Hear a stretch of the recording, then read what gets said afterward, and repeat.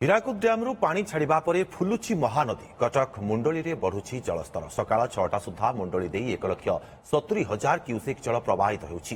ହୀରାକୁଦରୁ ବନ୍ୟା ଜଳ ପ୍ରଥମେ ଖଇରାମାଳ ଏବଂ ପରେ ବରମୂଳ ଦେଇ ମୁଣ୍ଡଳୀରେ ପହଞ୍ଚିଛି। ହୀରାକୁଦ ଜଳଭଣ୍ଡାରର 20ଟି ଗେଟ୍ ଖୋଲିବା ପରେ ମହାନଦୀରେ ଜଳସ୍ତର ବଢ଼ିଛି। ଗତକାଲି ରାତିରୁ ମୁଣ୍ଡଳୀରେ ବନ୍ୟା ଜଳ ନିଷ୍କାସିତ ହେବା ଆରମ୍ଭ କରିଛି। ମହାନଦୀର ତଳିଆ ଅଞ୍ଚଳ ଜଳମଗ୍ନ ହେବା ସହିତ ନଦୀକୂଳିଆ ଲୋକଙ୍କର ଚିନ୍ତା ବଢ଼ିଛି।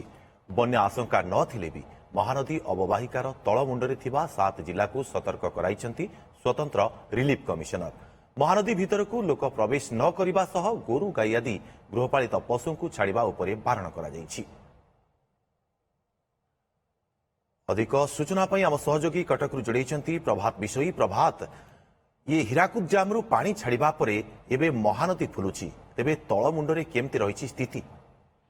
ଦେଖନ୍ତୁ ଦୁର୍ଗା, ଆପଣ ଯାହା କହୁଥିଲେ ଗତକାଲି ପାଖାପାଖି ଠିକ ରାତି 1ରୁ ହିଁ ହୀରାକୁଦର ଯୋଉ ବନ୍ୟା ଜଳ 20ଟି ଗେଟ୍ ଦେଇ ନିଷ୍କାସିତ ହେଉଥିଲା ତାହା ମୁଣ୍ଡଳୀରେ ପହଞ୍ଚିବାରେ ଲାଗିଛି। ଧୀରେ ଧୀରେ ରାତି 1ରୁ ଜଳସ୍ତର ବଢିବାରେ ଲାଗିଛି ଏବଂ କାଲି ମଧ୍ୟ 2 ଲକ୍ଷ ପାଖାପାଖି କ୍ୟୁସେକ୍ ଜଳ ପ୍ରବାହିତ ହେଉଥିଲା ମୁଣ୍ଡଳୀରେ ସକାଳେ ଏବଂ ଧୀରେ ଧୀରେ ସେ ଜଳ ଯୋଉ ପ୍ରବାହିତ ହେଉଥିଲା ସେଇ ଜଳ କଥା ଯଦି କହିବା ତାହେଲେ କ୍ୟାଚମେଣ୍ଟ ଏରିଆରେ ଯୋଉ ପାଖାପାଖି 3ରୁ 4 ଦିନ ଧରି ଲଗାଣ ବର୍ଷା ହେଉଛି ସେଇ ବନ୍ୟା ଜଳ ହିଁ ଗତକାଲି ପ୍ରବାହିତ ହେଉଥିଲା। ଧୀରେ ଧୀରେ ସେ ପାଣି କମିବାରେ ଲାଗିଥିଲା, କିନ୍ତୁ ଗତକାଲି ରାତି ଠିକ 1ଟା ବେଳୁ ଯୋଉ 20ଟି ଗେଟ୍ର ପାଣି ଯାହା ହୀରାକୁଦରେ ରବିବାର ଛଡା ଯାଇଥିଲା ସେଇ ପାଣି ମୁଣ୍ଡଳୀରେ ଜଳସ୍ତର କେତେ ରହିଛି ବର୍ତ୍ତମାନ?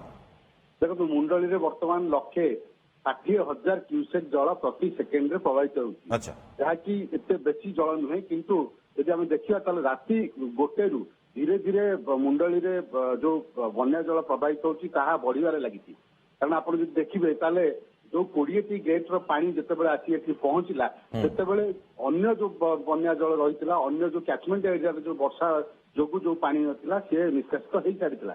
ତ ବର୍ତ୍ତମାନ ଇଏ 1,60,000 କ୍ୟୁସେକ୍ ଜଳ ପ୍ରତି ସେକେଣ୍ଡରେ ସକାଳ 6ଟା ସୁଦ୍ଧା ଯାହା ରିପୋର୍ଟ ଅଛି ମୁଣ୍ଡଳୀରେ ପ୍ରବାହିତ ହେଉଛି ଏବଂ ଧୀରେ ଧୀରେ ତାହା ବଢିବାରେ ଲାଗିଛି। ଯାହା ଅନୁମାନ କରାଯାଉଛି ଯେ 20ଟି ବନ୍ୟା ଗେଟ୍ର ଜଳ ଯଦି ଆସି ପହଞ୍ଚେ ଏବଂ ଯାହା ପର୍ଯ୍ୟାୟକ୍ରମେ ଆସୁଛି ନିଶ୍ଚିତ ଆମେ କହିପାରିବା ଅପରାହ୍ନ ସୁଦ୍ଧା ଏହି ଜଳସ୍ତର ଆହୁରି ବଢିବାର ଆଶଙ୍କା ସୃଷ୍ଟି ହୋଇଛି। ପାଖାପାଖି 4ରୁ 5 ଲକ୍ଷ କ୍ୟୁସେକ୍ ଜଳ ନିଶ୍ଚିତ ଭାବରେ ଆସିବ।